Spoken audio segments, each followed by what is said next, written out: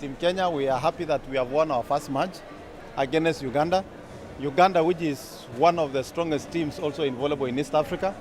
And we know they are prepared very well, but as the defending team, we are defending the title, we are happy. What we are proud about these games is the fact that it brings us together, all the members of parliament of all the East African countries' communities, for purposes of strengthening, deepening and widening the integration of the East Africa community. The purpose of these games is to bring us as legislators together so that we can interact, create friendship, and in an event where we have to discuss legislations that affect the ease of doing business within East African community, it then becomes easy because we know one another as members of parliament. Today, if I visit Uganda National Assembly, I'll be able to transact and discuss business on a more friendly basis because we already know one another. This is what is going to open up the business opportunities in East Africa.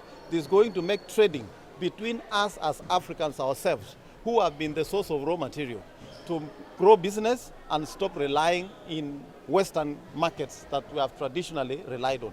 Thank you very much. Bunge! Order! Means a lot for Kenya as the defending champions for the volleyball team. But of course, our Honorable Speaker has a pledge that we want to make sure we win so that we get our Christmas gift, because Christmas is around the corner. Bunge! Order!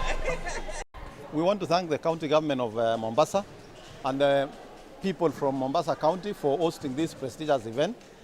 And as we continue with our games, we are happy that as parliamentarians from East Africa, we are working very closely together. You can see behind me here, Team Rwanda and Team Burundi are preparing for a match. That shows you the friendship that these parliamentary games for East Africa is bringing and the closeness that is going to make us forget our individual differences as countries and work together as citizens of East African community. Asanteni sana. Our next game is on Tuesday against, is it Yala? Against Yala. And Yala has got Kanini Kega, who is from Kenya, and who actually trained with the Kenyan team. So again, it was not going to be an easy game. Yala again has literally the same team that they had last year.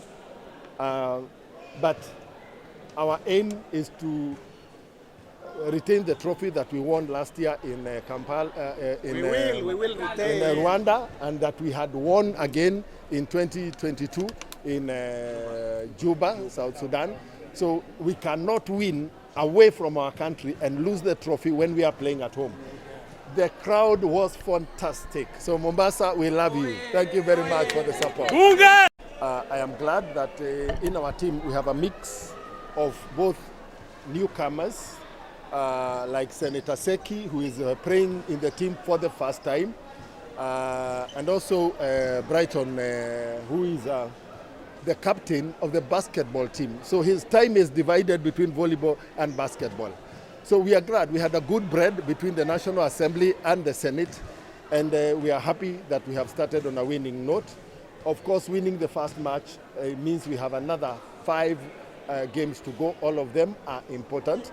But the win over Uganda is a moral booster for all of us, and we are looking forward to our next game.